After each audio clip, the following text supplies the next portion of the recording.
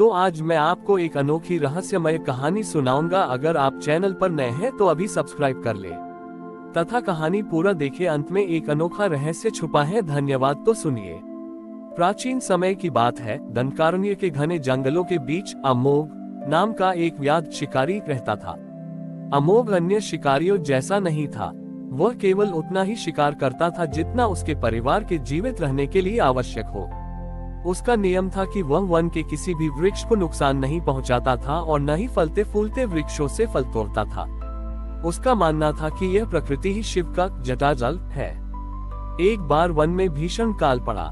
नदियां सूख गईं और जंगली जानवर पानी की तलाश में मीलों दूर चले गए। अमोघ का परिवार भूख से व्याकुल था। वह भोजन की तलाश में एक ऐसी गुफा के पास पहुंचा जहां सूर्य की किरणें भी नहीं पहुंचती थीं। गुफा के भीतर उसे एक बहुत ही प्राचीन और जर्जर वीणा संगीत वाद्य यंत्र मिली। उस वीणा के तार टूटे हुए थे और वह मिट्टी में दबी थी। अमोघ ने उस वीणा को उठाया और उसे साफ किया।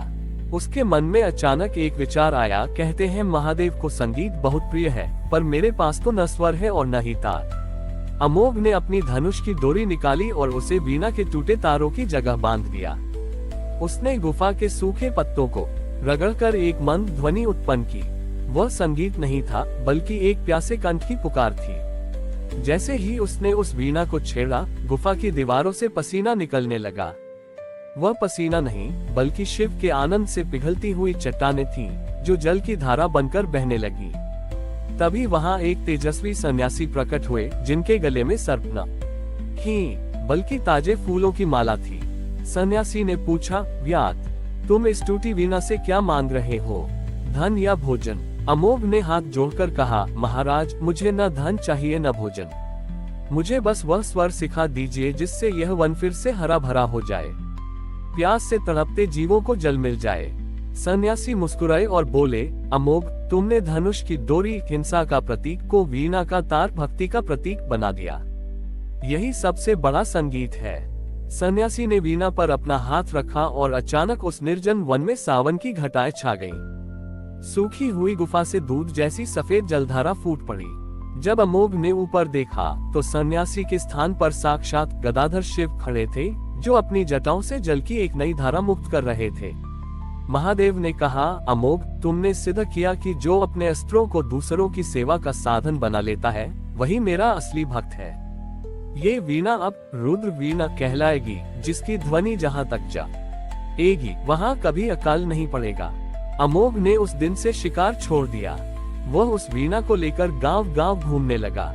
जहां भी वह वीणा बजती, वहां शांति और समृद्धि छा जाती। आज भी उस क्षेत्र में यह मान्यता है कि महादेव केवल मंत्रों से नहीं, बल्कि हमारे भीतर होने वाले परिवर्तन के संगीत से सबसे जल्दी प्रसन्न होते हैं। अमोघ की रुद्र वीणा की ख्याति अब जंगलों से निकलकर राजमहलों तक पहुंच चुकी थी। उस समय के शक्तिशाली राजा दंभराज ने जब सुना कि एक साधारण व्याध के पास ऐसी वीणा है जो प्रकृति को वश में कर सकती है, तो उसके मन में उसे पाने की लालसा जाग उठी। उसने अमोघ को जबरन अपने दरबार में बुलवाया। दरबार में पहुंचते ही राजा ने आदेश दिया, अमोघ, सुना है तुम्हारी वीणा अकाल दूर कर सकती है।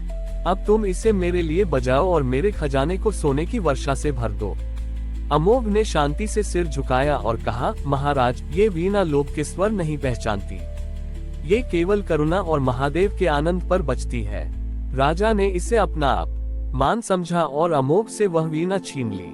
राजा ने खुद वीणा बजाने की कोशिश की, लेकिन जैसे ही उसने तारों को छेड़ा, उसमें से संगीत के बजाय भीषण गर्जना और बिजली कड़कने जैसी आवाजें निकलने लगी।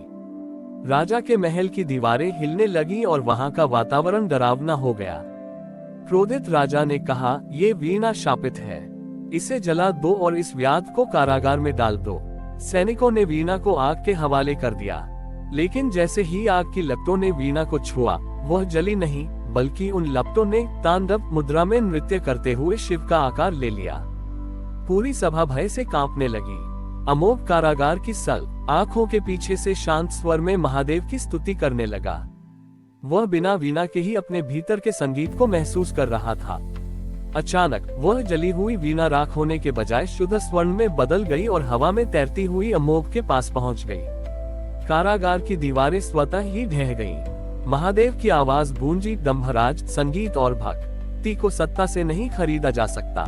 जो हृदय राख होकर भी मेरी शरण में रहता है, मैं उसके भीतर स्वयं बसता हूँ। राजा दंभराज का अहंकार चूर चूर हो गया।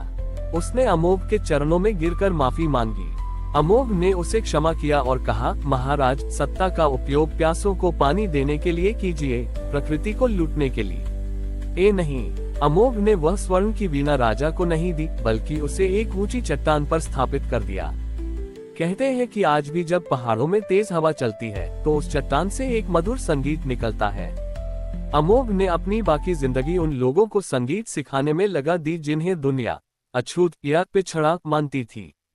उसने सिखा या कि महादेव का असली वास मंदिर के पत्थरों में नहीं, बल्कि उन सुरों में है जो किसी दुखी हृदय को सुकून पहुंचा सके। हमारी और भी आध्यात्मिक एवं अनोखी कहानियां देखने के लिए हमारे चैनल पर जाएं तथा धार्मिक एवं पौराणिक अनोखी कहानियां हमारे चैनल पर है। कृपया जाके देखें तथा हमारे चैनल को सब्सक्राइब करके रखें और वीडियो लाइक जरूर करें। धन्यवाद।